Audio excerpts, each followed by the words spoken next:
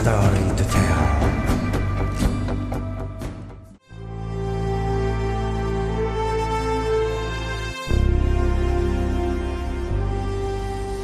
According to Dr. Gareth Evans, an Australian scholar, the 21st century will mark a change in modern naval properties. Non-traditional security challenges require permanent military operations instead of war. In particular, an increasingly clear trend is the involvement of the Navy in border protection, piracy detection, or long-range counterterrorism activities, etc. This need requires a total solution package of maritime transport strategies, the provision of weapons, logistics, or the ability to land from the air and sea from a large ship. This mothership must also be able to operate in various stages on the sea and undergo various types of missions. This feature is also consistent with the trend of naval streamlining, even for countries with abundant budgets.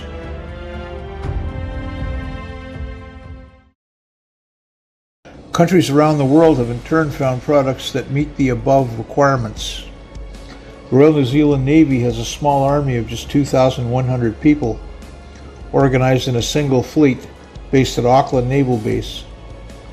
The force is small, with the number of weapons and combat equipment on the payroll is not much, but in return the Navy ships of this country are very modern. To meet the above strategy and to suit the internal conditions, the Royal New Zealand Navy has a policy to diversify warships. Typically, Her Majesty's New Zealand ship Canterbury.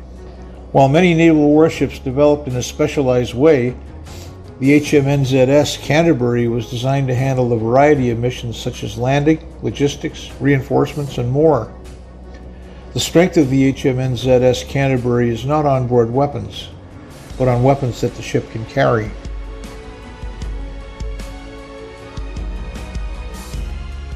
HMNZS Canterbury was commissioned in June 2007 and is the second ship of the Royal New Zealand Navy to carry the name. She is also New Zealand's first purpose-built strategic sealift ship.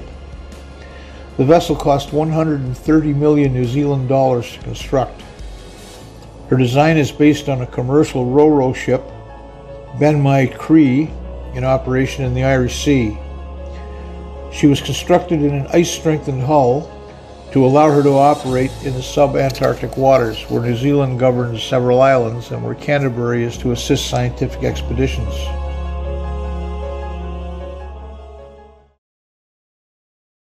The ship has an overall length of 131 meters, a beam of 23.4 meters, and a draft of 5.4 meters.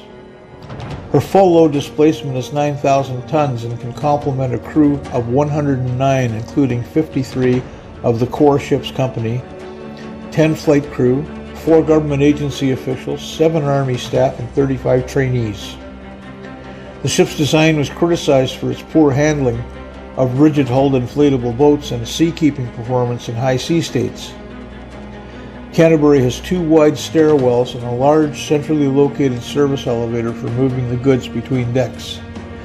The ship has cargo space of 1,451 square meters, which can be unloaded via 2 ramps, either from the starboard side or the stern. The indicative cargo would encompass 14 Penn-Scour light operational vehicles, 16 New Zealand light armored vehicles, 7 Unimog trucks, 2 ambulances, 2 flatbed trucks, 7 vehicle trailers, 2 rough terrain forklifts, 4 ATV type vehicles, and up to 33 20-foot containers. The ship is equipped to embark up to 8 containers of ammunition and up to 2 with hazardous materials, and also has an extensive fire sprinkler system.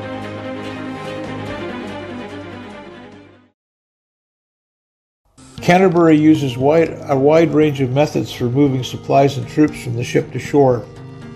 The 2 59T landing craft medium boats on board can carry 50 tons of payload for a range of 250 nautical miles.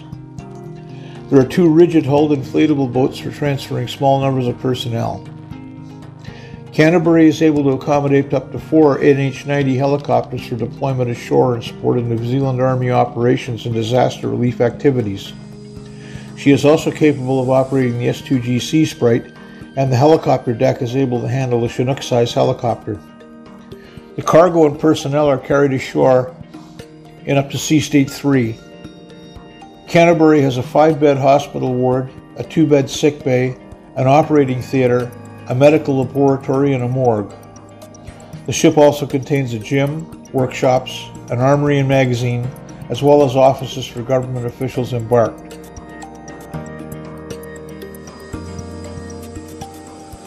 As a sealift ship, Canterbury is not intended to enter combat or conduct opposed landings under fire.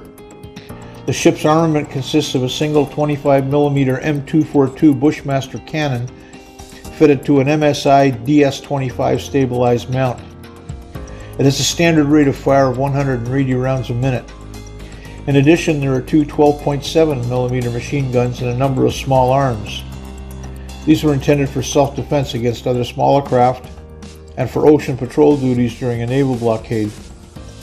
Canterbury's propulsion is a combined diesel and diesel-electric system consisting of two 4.5 megawatt Wärtsilä engines, 3 auxiliary diesels, and 2 bow thrusters. The propulsion system provides a maximum speed of 19 knots.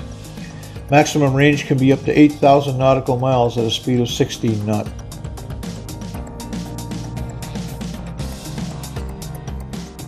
Canterbury was heavily criticized for design errors that led to the loss of one of her rigid-hulled inflatable boats during a strong storm in 2007. That same year, a crew member was killed when a rigid-hulled inflatable boat capsized while being lowered into the sea. An investigation has indicated that it was caused by the failure of a quick-release shackle, which is now being replaced on all naval vessels. A large amount of money was spent to fix the ship's faults. The Australian builders of the ship, BAE Systems, agreed to pay $85 million towards remedying the faults of the ship, including the construction of the new landing craft. Improved design of the ladders and relocation of the rigid-hulled inflatable boat has increased the safety and the capability of the ship is no longer compromised.